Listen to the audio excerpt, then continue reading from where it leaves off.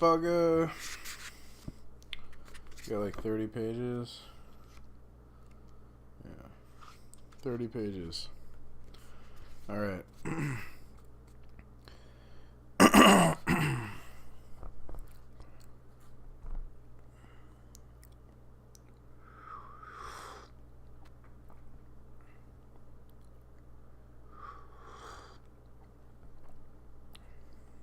Got my green tea. The limits of propaganda. Propaganda, though effective, obviously does not have unlimited powers. It would be erroneous to conclude that anything at all can be obtained from people by propaganda.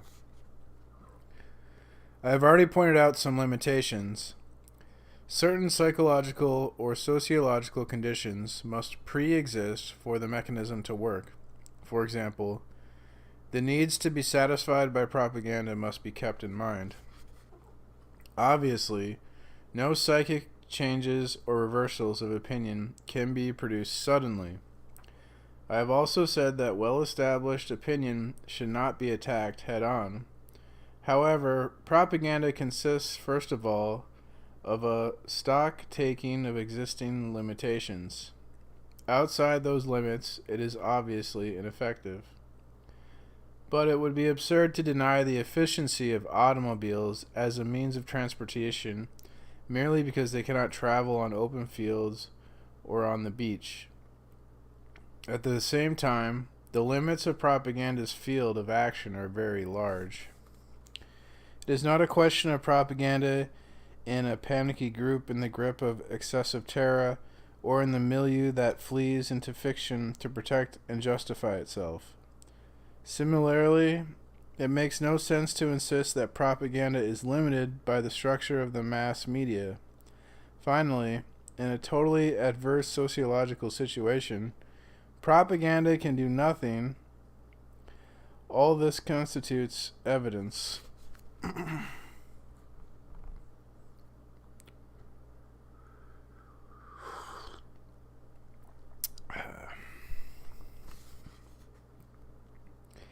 In an attempt to trace these limits, we must first remember four elements already examined.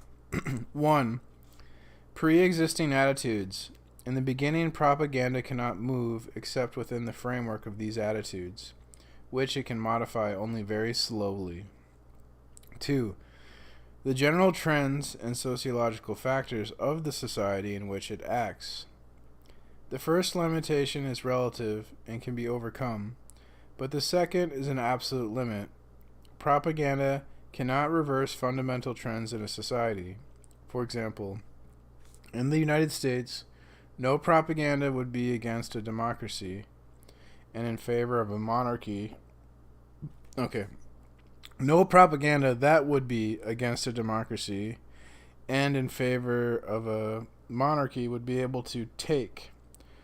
Nor could any propaganda against socialism be successful in the USSR, nor any propaganda anywhere in the world against technology, progress, happiness, and so on. Oh shit, so...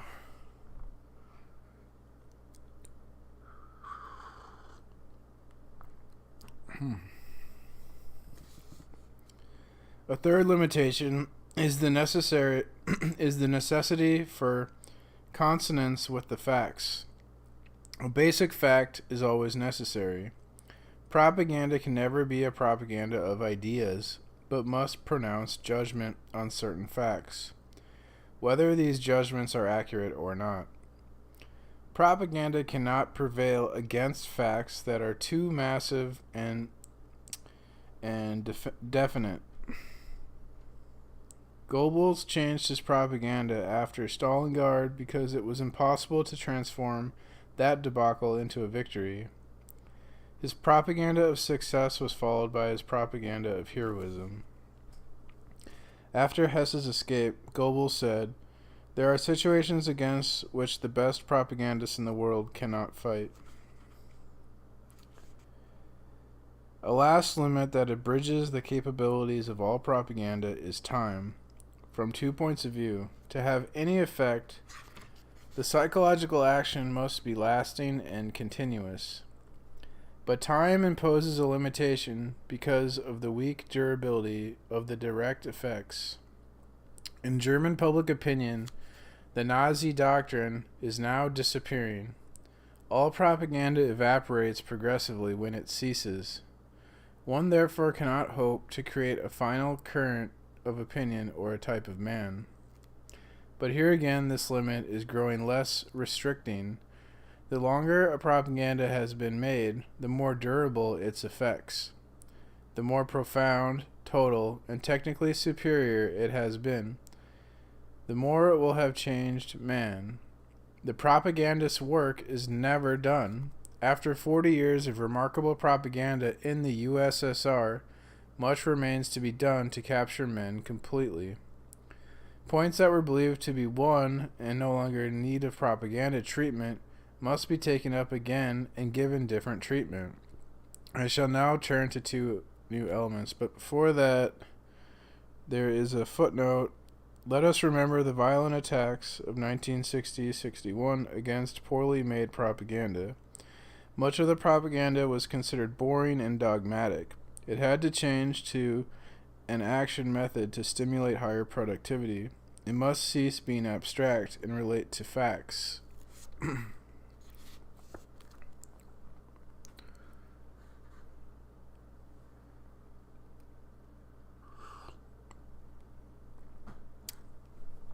I should switch over here.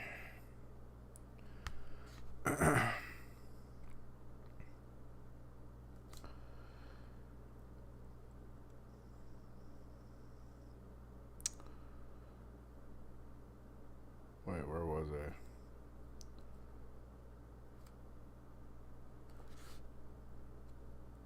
Oh, okay. One limitation upon the effectiveness of propaganda has not yet become clear: foreign countries. The conditions for the development of effectiveness of propaganda analyzed here were mainly concerned with internal propaganda inside a large group, society, or nation. Propaganda is most effective, most dangerous, and least noticed inside a group. Propaganda addressed to the outside is inevitably ineffective to a large extent. And there's a footnote. This is how most of the failures of German propaganda were regarded in neutral and occupied countries. There is the propagandist's psychological ignorance of the attitudes, centers of interests, and presuppositions of his target, and the spontaneous suspicion on the part of the target of all that comes from the outside. There is the difficulty of establishing continuity and impossibility of being in real communication, the inevitable delay with regard to immediate events, the impossibility of all mass media of making pre-propaganda, of using obsessive propaganda, and so on.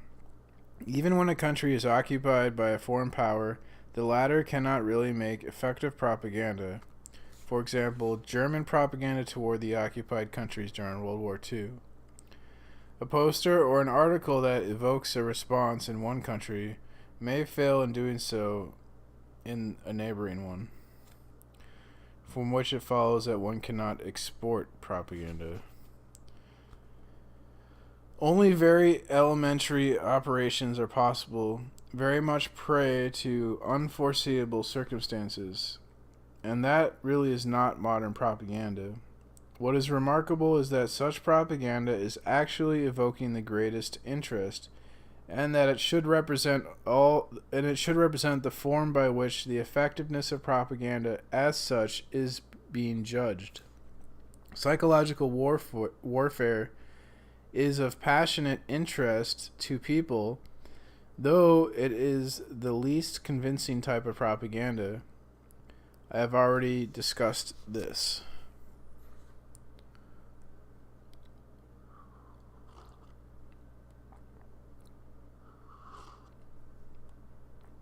Okay.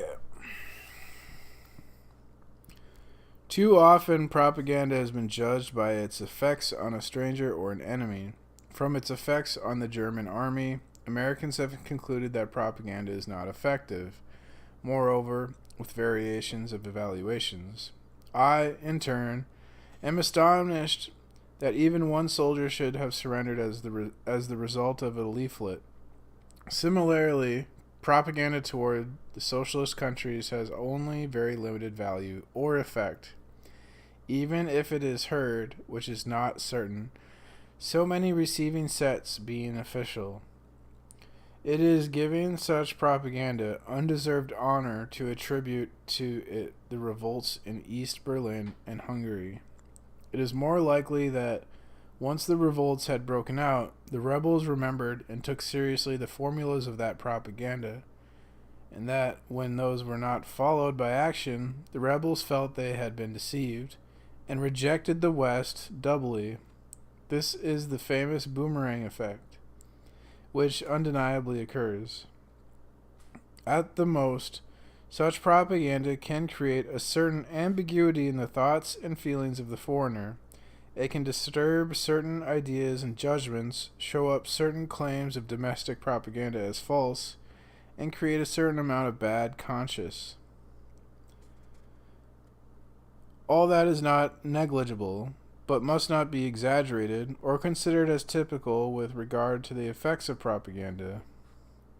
Speer has analyzed perfectly the weakness of propaganda addressed to the outside. He even considered such questions as who, in an opposed nation, is really the enemy. Should one aim at the military elite as much as the political elite? Who, in such a nation, is the potential or actual ally? Who exercises the real power? What can and should be modified by propaganda? The ideological bases, political structures, social institutions? None of these questions can be given a precise answer, for to answer them we would need psychological investigations that cannot be carried out in a foreign country, even less in an enemy country.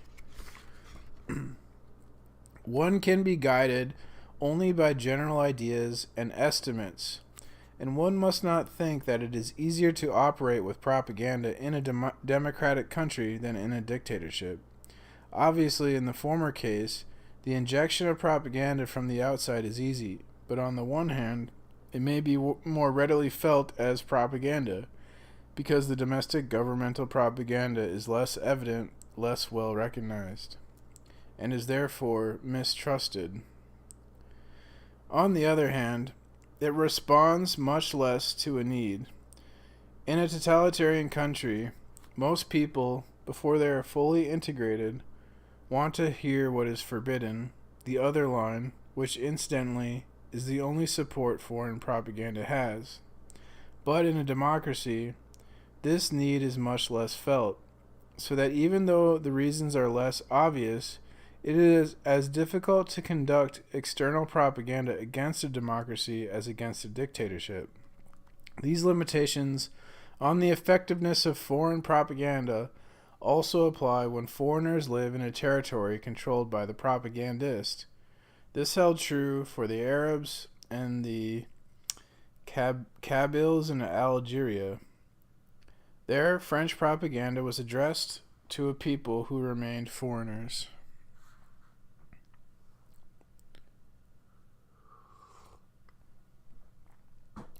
We are really facing here the greatest obstacle to psychological action. It can be fully effective only in the hands of nationals addressing themselves to their fellow citizens. This is undoubtedly the secret of the great force of effectiveness of communist propaganda. The homeland of socialism does not make its propaganda directly to other peoples. That propaganda is made by the communist parties, which are national parties, and which, consequently, are within easy elbow-rubbing distance of those to be seduced. Subjects and methods may then vary greatly from various communist parties, but only a certain freedom of action on the level of propaganda, which must be adapted to every nation. Every time a unification of propaganda dogmas was attempted, for example in 49 to 50, effectiveness was reduced. Thus, Even though coming from the outside and doing the work of the USSR, communist propaganda nevertheless is a national propaganda, playing on inclinations and using facts known directly and understood. A last limitation must be considered. Despite all technique, in the final analysis, a certain inability to foresee the response that the individual is called upon to give remains. As the result of a stimulus, a personality may react with various responses, opinions, or actions. The number of possible responses differs from person to person. Obviously, an aesthete's reaction to a poster will differ from a worker's. The response really depends on the entire social context of an individual, on his milieu, his education, his family, his profession. In this domain of immediate and localized response, the theory of pre-existing attitudes applies most clearly. It has been proved, for example, that in the case of film, those who approached it with the most favorable attitude were most influenced by it. U.S. Army Informative Services, 1944. Also, people will be more influenced by the propaganda of their own group, more prone to give it the expected response. To know exactly what response to expect from a given individual, a complete psychological analysis would be necessary. One factor that profoundly modifies responses in culture. A high culture is favorable to propaganda because it makes man more able to understand facts, become interested in problems, form judgments, and learn new attitudes. But this capability is decisive only if the propaganda is really serious. Conversely, culture makes propagandist works harder, for it will lead to a wider variety of responses to a stimulus, responses that will often be contradictory. To the propagandist is then not certain of his effect. Culture makes men see several solutions, discuss them, feel insulted of their own convictions, and for those reasons either not act at all or make an unexpected response. Conversely, the man without culture learns responses more slowly and is less easily incited or provoked into giving a response, but when the inclination is felt, such a man will not have a great variety of responses, least of all contradictory ones. The propagandist's work will be different in this case. A weak incitation to begin with, reinforced by a second argument, and excluding a plurality of responses when he speaks to a cultured milieu, but a violent incitation without secondary argumentation in the face of an uncultured public.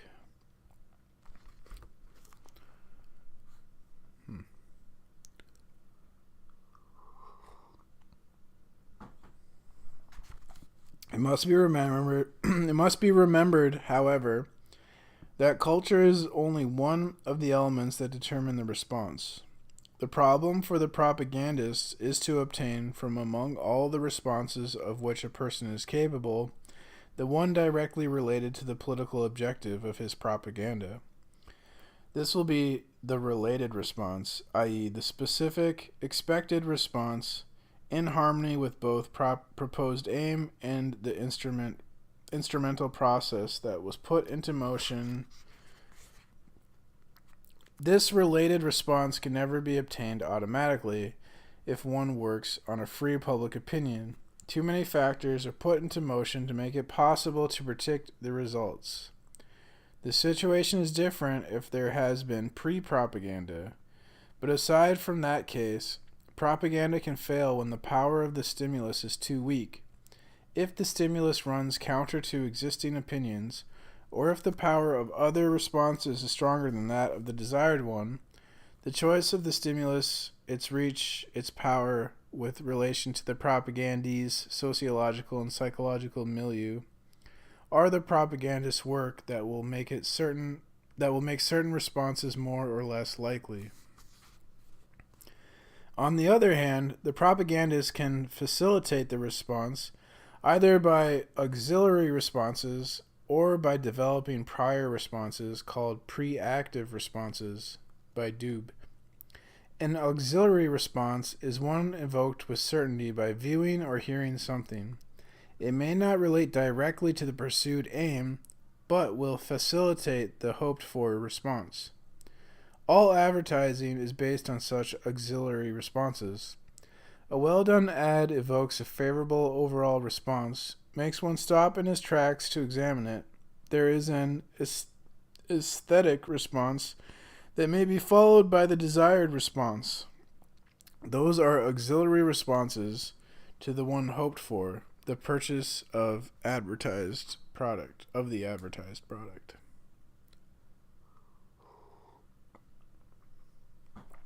Similarly, the presentation of certain merchandise by a pretty young girl provokes an aesthetic or erotic response, or one of sublimation or identification, auxiliary responses to the main decision expected from the viewer. There is no direct connection between the auxiliary response and the related response.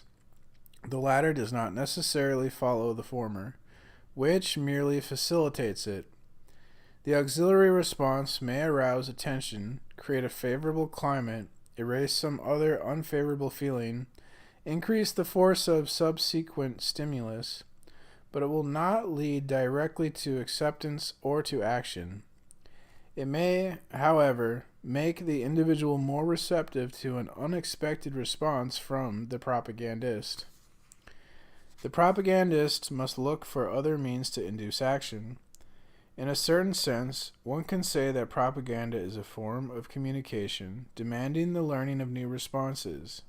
These responses cannot be learned except after the perception of a propaganda stimulus and after the evocation of an individualized response related to the objective of propaganda. In fact, the desired response can take place only after a spontaneous response. Learned responses are attitudes and predispose people to certain actions. Learned responses that become integrated in the sum total of an individual's responses must be taken into account. If these responses were learned through propaganda, they may be called, as by Doob, pre-action responses. This indicates their proximity to and their distance from action. Propaganda can, in fact, modify opinions and obtain responses that will remain without external manifestation for a certain period of time. That is the passive participation discussed earlier. As men may be in agreement with the propagandist and yet not act as the propagandist would have him, in certain cases, the propagandist will be satisfied with such agreement without external manifestation. The paralysis provoked by a propaganda of terror completely achieves the aims of the propagandist. But most often, for example, in connection with election propaganda, the individual must be led from this pre-action response to action. The propagandist will therefore try to give his pre-action response the greatest possible power of involvement. The individual who learns a certain response and becomes capable of it feels, as a result of this response, the need to go past it, to pass over to action, which then appears as a consequence of the pre-action. Response established by propaganda. Such a response will have power if it represents a central drive in the personality. It will be stronger if it is more recent and if reinforced by auxiliary responses.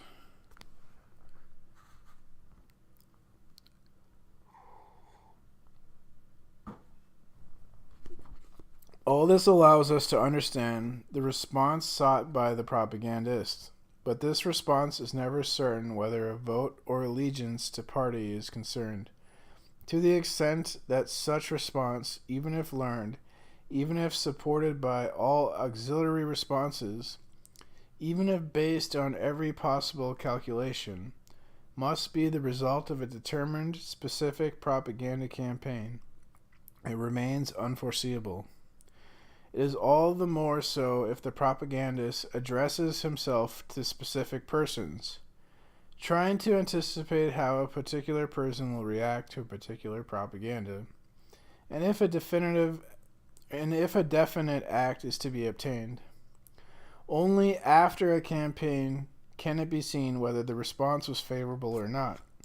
But such a situation is unacceptable to the propagandist. Because he is a technician, he cannot simply accept this uncertainty, which a sociologist would be satisfied to have emphasized.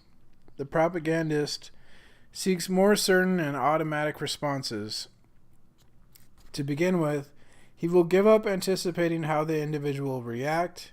He will think of the group and be satisfied with a generally favorable result, for example, with 80% of the responses obtained. On the other hand, he will also make less an effort to elicit a specific response toward a localized action than to obtain a general attitude that, in turn, will create local responses. Therefore, the propagandist's effort will aim at the elimination of individualizing factors. The expected response must be less and less conditioned by natural elements, milieu, education, and so on, and more by the pre-education provided in depth by propaganda. At the moment when the attitudes learned by propaganda begin to prevail over the natural attitudes that are man's second nature, they become collective, and the propagandist who has taught them can then calculate more easily what a given stimulus will elicit from them. So they have to make us predictable by isolating us from our milieu, education, and so on, and isolating us from our families.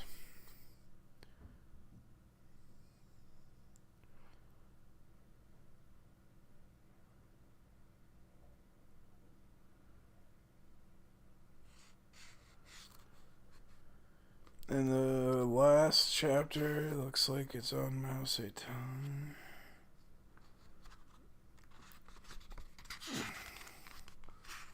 Okay, I got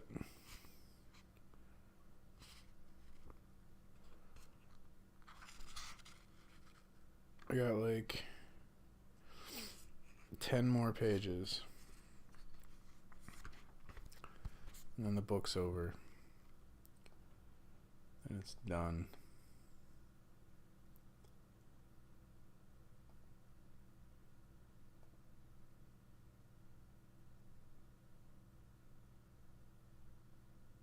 From wrong to wronger, strong to stronger. I don't know what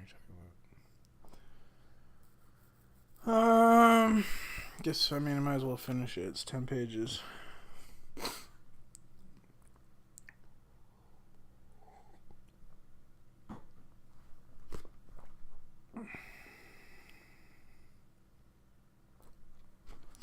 Mao Zedong's propaganda. Mao rigorously applied the principle of Leninist propaganda, adapting them to his own circumstances. He did no more than that, but he did it with remarkable precision and perfect comprehension of the given facts. From the point of view of propaganda, the situation had three essential aspects: the complete absence of mass media, no newspapers and practically no posters, the vast number of people to be reached, and the revolutionary character of the war he led.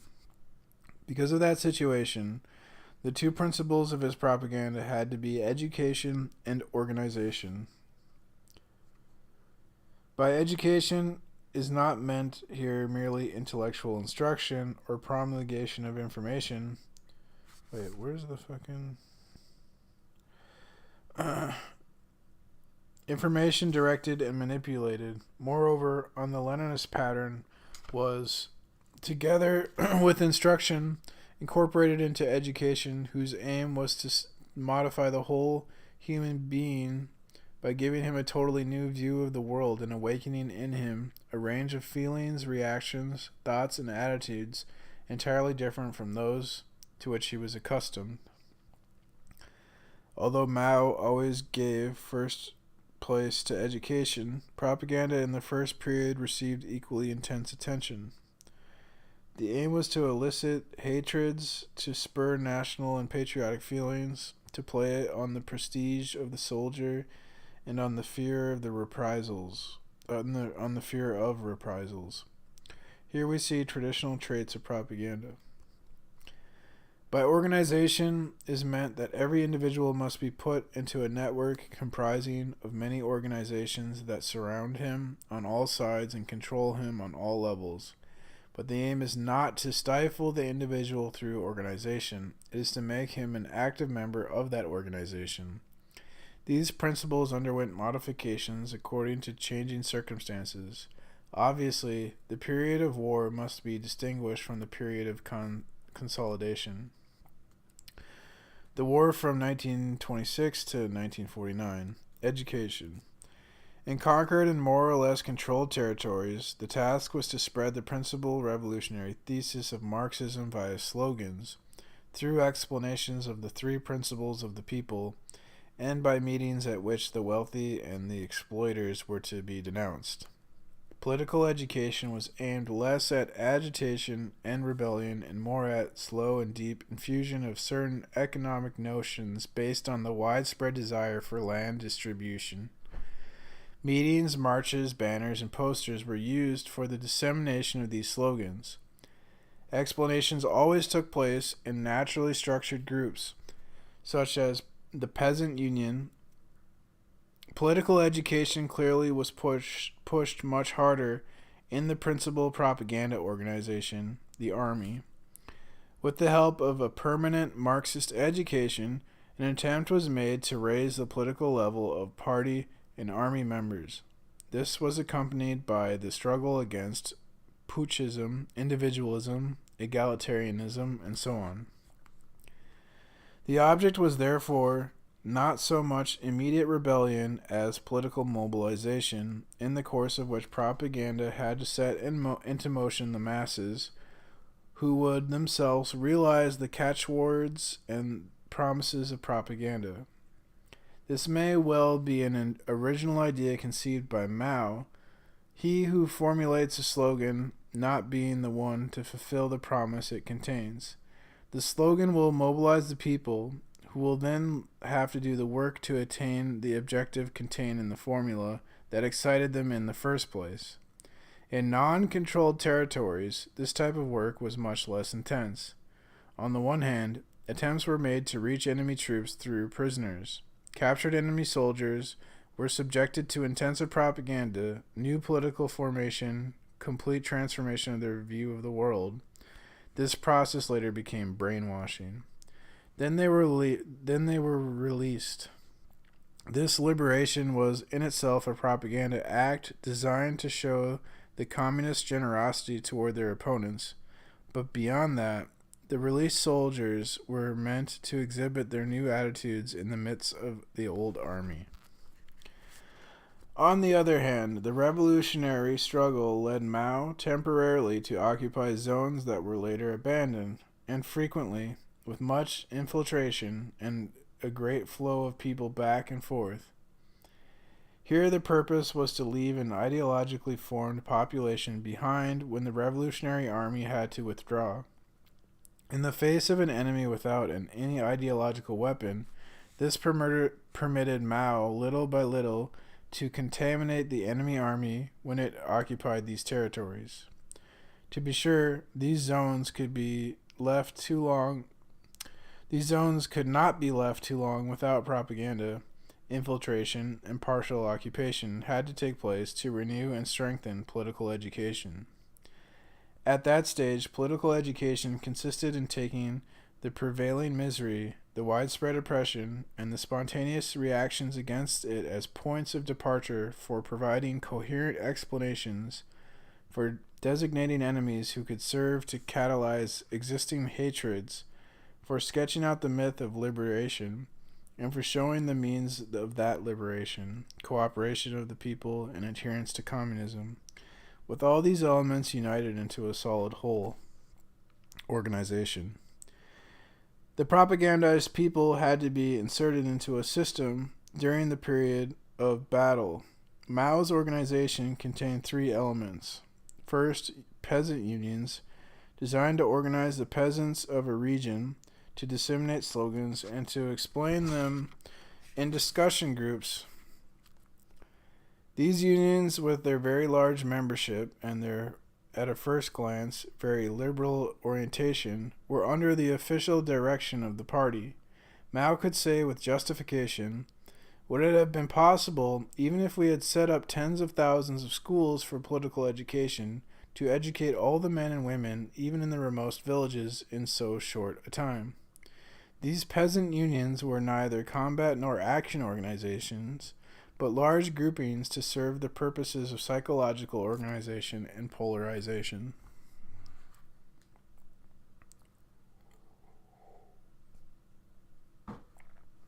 The second element was the famous parallel hierarchy, side by side with the official administration, still the administration of the enemy government in the battle areas. A clandestine, revolutionary, and complete administration was being built. This administration had its own finances, its own police, and very precise propaganda functions. The point was, Mao said, to mobilize the masses by resorting to organization work. Actually, this administration transformed general ideas and new views acquired as a result of political education into action. Rations, supplies, wages, and so on. Social and economic transformation had to take place on the inside and secretly until it could be superimposed on prior organization. And the participation of the individuals on all levels was needed to strengthen the conviction that this transformation was not imposed from the outside and above. The methods of mobilizing the masses must not be bureaucratic, Mao said. The parallel hierarchy was called upon to make propaganda in every instance, in order to create a sense of participation in the common work, with Mao knowing full well that as soon as this feeling of participation was acquired, all action would provide its own justification, and would involve the individuals more deeply. Mao often insisted that the creation of the parallel hierarchy could serve no purpose without this propaganda designed to lead people to act spontaneously. Finally, the third propaganda organization was the army. The Chinese Red Army is an armed organization fulfilling the political tasks of the revolution. It has important tasks to fulfill: propaganda among the masses, organization of the masses, and so on. The Red Army does not make war for war's sake. This war is a war of propaganda in the midst of the masses. The first task was to shape the soldiers of the Red Army, to teach them why they had to fight, and then to turn them into propagandists and carriers of these ideas. They had to live symbiotically with the civilians in order to conquer the people ideologically and progressively assimilate them. Such propaganda methods are subtle and numerous. They cover the whole gamut from terror to indoctrination, from parades to involvement in action. It can take place only in the case of a strictly popular army. This emerges from the famous and oft-repeated formula: the army must function among the people like a fish in water. This implies, of course, that such an army must be recruited from the population, express it, find support in it, share its interests, never act as it would have in a conquered country, serve the public, and that its struggle to have positive meaning for the people in these prior conditions are not fulfilled, no propaganda instrument can be made out of the army. This accounts for the failure of the attempt to adopt Mao's methods in Algeria. The Red Army is a propaganda apparatus because it is formed on the basis of ideology and because its presence mobilizes the people. They have no choice but to participate and to become involved. Shit.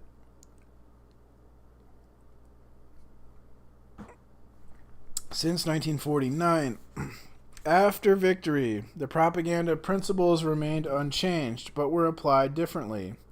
February 27, 1957, in his report to the Supreme Conference of the State, Mao said, "One cannot force a people to renounce idealism or force people to believe in Marxism. To settle ideological problems, one must act through the democratic methods of discussion criticism, persuasion, and appropriate education. But we must remember the incidentally quite remarkable method of the 100 Flowers. As in Nazi Germany in 1943, there was a period of apparent liberalism with expressions of all sorts of criticism, deviationism, idealistic and religious inclinations, and so on, were tolerated, authorized, even encouraged. Then, after all opponents had spoken, the wave of repression hit them. Arrests, jail sentences, and above all, political re-education took place. The purpose of the 100 Flowers campaign was to make opponents come out in the open so they could be arrested and eliminated. The subsequent rectification campaign could not, in Mao's words, be gentle as a breeze or a summer rain for the enemies of the people. Even a propaganda centered on education cannot do without terror. In order to arrive at full compliance with propaganda, the 7% incorrigible individualists must be eliminated. The objective of Mao's propaganda is a double one: to integrate individuals into the new body politic as deeply as possible, and at the same time to detach them from the old groups, such as the family or traditional village organizations. These groups must be disintegrated, always through action from within. For this, there must be maximum conformity on the part of the individual.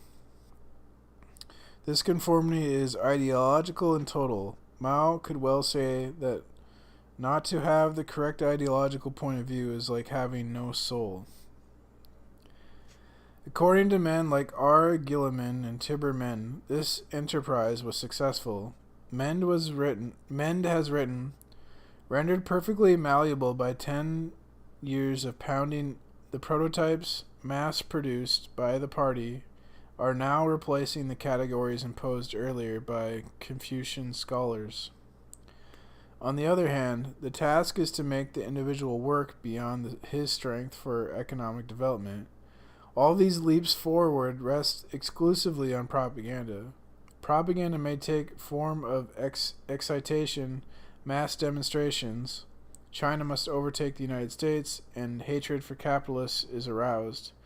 Or emulation, but it is mainly in the form of education and persuasion in the economic domain.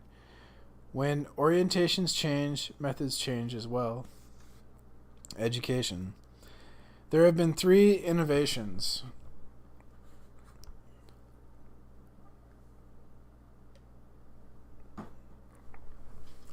One, the traditional process of propaganda are on the increase. Everybody is being taught to read. Newspapers and brochures are placed at everyone's disposal, and so on.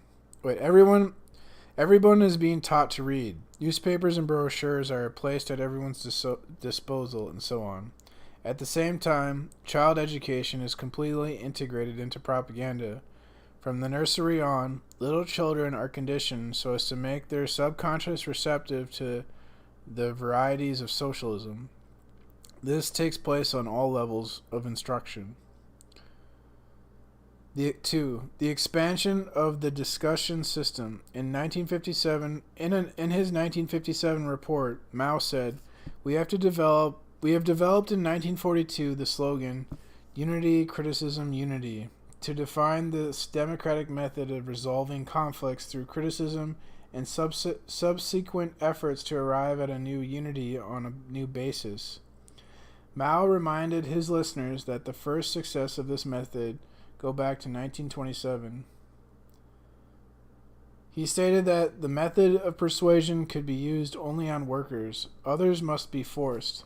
Benevolence for the people, dictatorship for the enemies of the people. There is a genuine propaganda effort for those who can be integrated. The others are eliminated. It follows that discussion, criticism, unity is a method that operates only within limited circle on the basis of common presuppositions and without questioning the common interests. On this subject, Tibor Mende reported the answer of a director of a steel foundry in Anshan concerning organization of work and establishment of norms. We arrive at decisions after long discussions. Opposition, we rely only on persuasion. There is no chance that someone might resist the decision that is taken after the discussion, when everybody has been persuaded that the road taken is the right one. And how can one tell this road is really the right one? White is not black. We know where the truth lies. There is only one truth, and with patience it can be explained. This complements Mao's method perfectly. But let us remember the democratic method. A man knows the absolute truth. He possesses problems for which there are solutions. He encourages objections in a limited circle. The discussion that follows does not have as its aim the common search for truth, or a plan based on the opinions of all, which will take shape gradually. The aim of the discussion is to use opposition and to drain the opponents of their energy and their convictions. Its aim is to work over every member of the group until fully and of his own free will he adheres to a proposition declared to be the absolute truth by the leader. 3. The other new aspect in education is the theory of the mold, also described in the 1957 report. The point is to press man in a mold, placing him there periodically to remold him systemically. Whatever his convictions or inclinations may be, even if he is convinced, Communist Mao said, when one builds a socialist society, every person must be placed in the mold, the exploiters as well as the workers. Who says that the working class does not need this? Naturally, molding the exploiter and the worker are two different operations.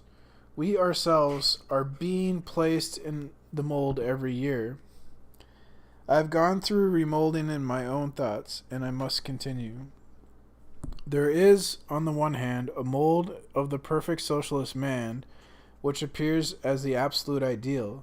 There is, on the other hand, a method to press people again and again into this mold, to give them this shape conforming to the ideal.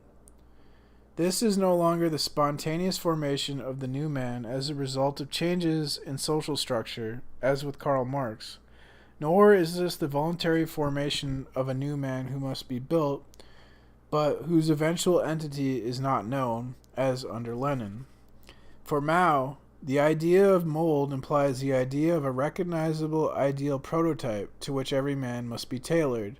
This interpretation by Mao is confirmed by his concern for laying down criteria of action, dogmatic definitions as to what a man should be, and among others, his 6 criteria of good. Acts can be judged good by these 6 criteria, if they serve to unite the people rather than divide them, if they are favorable to the building of socialism, if they consolidate the people's democratic dictatorship, if they consolidate democratic centralism, if they reinforce the direction of the Communist Party, if they are favorable to the international socialist solidarity. These criteria of good reflect Mao's concern with furnishing simple means of judgment for socialists and clearly defining what kind of man is to be shaped by the mold. Party members must go through the mold, but this assumes that there is a man or a group making the diagnoses. In placing people in the mold, in any event, it is above all a psychological or an ideological operation, but the aim is perfect conformity of the individual to the Marxist doctrine and the new structure of society, and the adaptation will be slow, progressive, and systemic as a result of successive remoldings. Encirclement. I have already covered this important point in my discussion of horizontal propaganda. Let us only remember that the army no longer has a favorable role as a propaganda instrument. Brainwashing. This term has become famous, though it is only a secondary aspect of Chinese propaganda. To be sure, brainwashing has nothing to do with the type of magic described in L'Express in 1957. under that title. The aim of brainwashing is to retrieve enemies and transform rather than eliminate them, either to make them exponents of Marxism and then send them back home, or to turn them into edifying examples. The process, to the extent that it can be recognized, has three principal aspects. Oh, that's funny. Smokey Stain always tries to turn people into edifying examples. The individual is cut off from everything from his former social milieu, from news and information. This can be done only if he is placed in a prison cell or a camp. The individual is totally uprooted. The absence of news places this man, who has been used to receiving information, in a vacuum, which is hard to endure after a certain time. Complementary methods are added to this. A certain privation of food and sleep to weaken his psychological resistance, to make him more susceptible to influences, though there is no intention of exhausting him.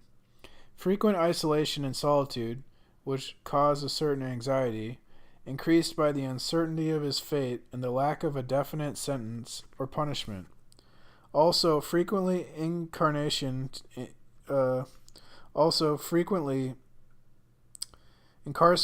in windowless cells with only electric light, with irregular hours for meals, sleep, interrogations, and so on, in order to destroy even his sense of time. The principal aim of these psychological methods is to destroy man's habitual patterns, space, hours, milieu, and so on. A man must be deprived of his accustomed supports. Finally, this man lives in a situation of inferiority and humiliation, aimed not at destroying him, but at reconstructing him. A man placed in the above circumstances is subjected to a bombardment of slogans by radio or by fellow prisoners, who, though prisoners themselves, shower him with reproaches and slogans because they already are on the road to their own reconstruction. There is an endless repetition of formulas, explanations, and simple stimuli. Of course, in the beginning, all this merely evokes the subject's scorn and disbelief. After some time, however, erosion takes place. Whether the subject likes it or not, he ends up knowing by heart certain formulas of the catechism repeated to him 1,000 times. He ends up inhabited by these slogans, which still carry no conviction. He does not yield to some advertising slogan, for example, just because he knows it. But it must not be forgotten that the prisoner hears nothing else, and that the insistent repetition of these slogans also prevents any personal reflection or mediation. The noise of the slogan is present all the time. The result is an involuntary penetration and certain intellectual weakening, added to the impossibility of leading a private intellectual life. 3. The third element of brainwashing, closely tied to the two others, is group discussion according to the democratic method. Obviously, the leader must be an agile man, intellectually superior, able to answer all questions and objections. An intellectually superior leader able to answer all questions and objectives, even if it's fake and he's just making it up. Oh, it sounds like Smokey. But clearly the aim of such discussions is not that of free groups. The first objective will be to create an ambiguity in the mind of the prisoner with regard to his ideas and convictions, and uncertainty, a doubt. After all, could this be true? A doubt on questions of fact, for example, on information that the leader, the only source of information, will provide. And at the same time a feeling of guilt based on the ideas of morality in the individual himself. I belonged to a class of people that had done this much harm, great wrongs to humanity. This kind of thinking will attach itself quite easily to a Christian conscience, for example. Interesting. Yes, a lot of Christians have all this guilt. The creation of a guilt feeling obviously leads to the desire to get rid of it, to cleanse, purifying, and redeem oneself. So that's what Smokey tries to do, is like make people feel guilty and then offer them the way to cleanse, purify, and redeem themselves. When it appears that ambiguity of conviction and guilt feelings are well established in the group, a new stage can be reached: explanations. These explanations are furnished on two levels. One set deals with the personal situation of the prisoner, his guilt, his humiliation, his imprisonment. He is shown the legitimacy of all that, its logic, its validity, as to eliminate his resentment toward his jailer. The jailer, on the other hand, reveals his goodwill and his good intentions toward the prisoner. The other set of explanations concerns the general problems of the world and the political situation. History and the universe are depicted with the help of very clever dialectics.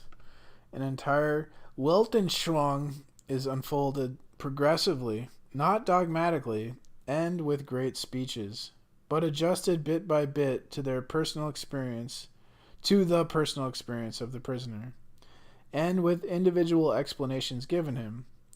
Gradually, his traditional Christian, bourgeoisie, liberal, or feudal view of the universe is removed and replaced by a different view. At the same time, the slogans previously learned by heart now fall into place.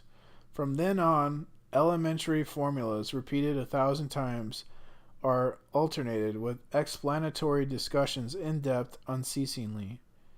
Then there is the final stage, the road to redemption.